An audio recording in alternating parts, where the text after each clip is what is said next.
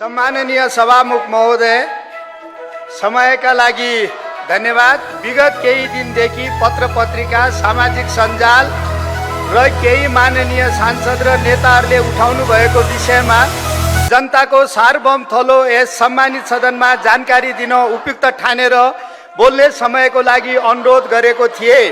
आज बोल्न पाउँदा खुसी व्यक्त गर्दै सम्माननीय सभामुखज्यू एवं सबै माननीयज्यूप्रति हार्दिक आभार व्यक्त गर्दछु। सम्मान्य सभामुख महोदय, मैले धेरै विषय अन्य सञ्चार माध्यमबाट पनि प्रश्न पारिसकेको छु। मेरो राजनीतिक र व्यक्तिगत जीवन सार्वजनिक नै भएकोले माननीय सदस्यज्यूहरूलाई सबैलाई थप जानकारी गराइरहनु पर्ला जस्तो लाग्दैन।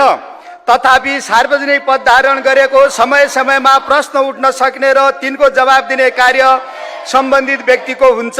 अत उठेका समसामयिक विषयबारे जवाब दिन अनुमति चाहन्छु।